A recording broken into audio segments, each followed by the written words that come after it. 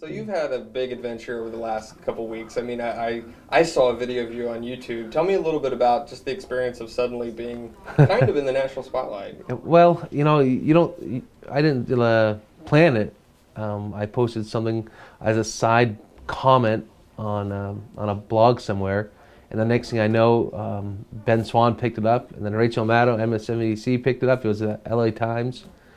Basically, the story hit the nation, and so it's a bit overwhelming. Yeah, that's how I feel. It's slightly overwhelmed. So I don't want to make you tell the whole story, but tell the whole story in like just a few Blurbert, words. Just, yeah. yeah, in a nutshell. Well, on February 4th, the county I lived in, Waldo County, caucused.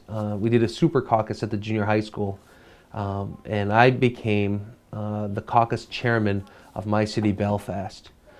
We were told by the county chair not to make public our local tallies.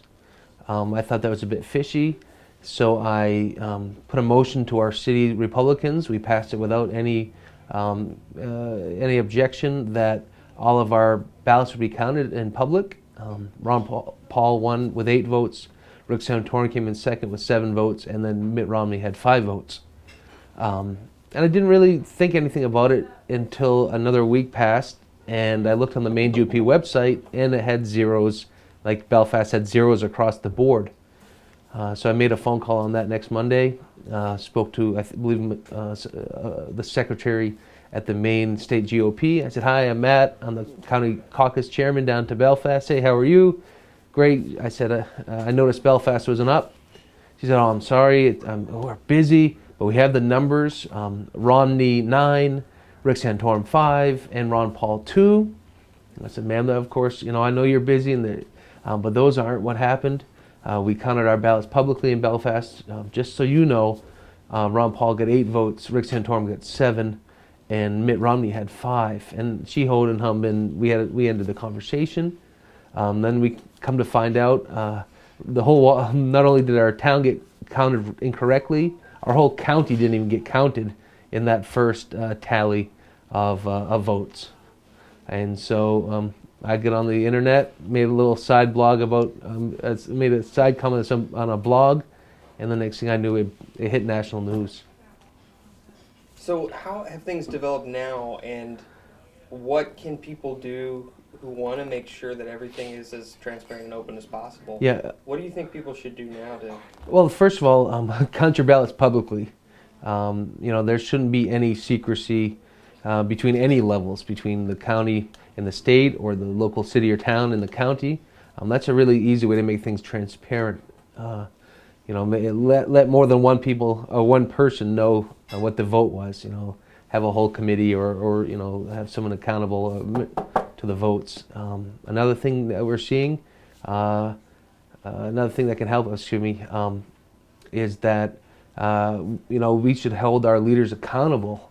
I've never heard of a Maine GOP chairperson being held accountable like this, Mr. Webster, where people are taking votes of no confidence against him, calling for his resignation. And so you have to have accountability on a couple different levels. Do you think that this is something that still needs to be investigated now about what happened? Are all the caucus results accurate? Well, certainly, it should at least it shouldn't be forgotten. There's certainly maybe better ways we can do this. And March 10th coming up is the state GOP meeting, and that's public. Any Republican, actually any person, can go to that meeting. So I'm going to go down there and just voice my opinion and my thoughts on the matter. And yeah, there's certainly work to be done. Maybe we go to a primary or just one day of caucusing, but certainly there's an easier way and a more transparent way than what we're doing now. That's awesome. That's the best doll I have ever played with. Do you often play with dolls? I plead the fifth. It's in the Constitution, and he's a champion of. He's a champion of the Constitution. Could you do sign language? Unfortunately, no. We should learn. Yeah, Those who have hearing impairments, they should know the awesomeness of Dr. Paul. So we should learn sign language.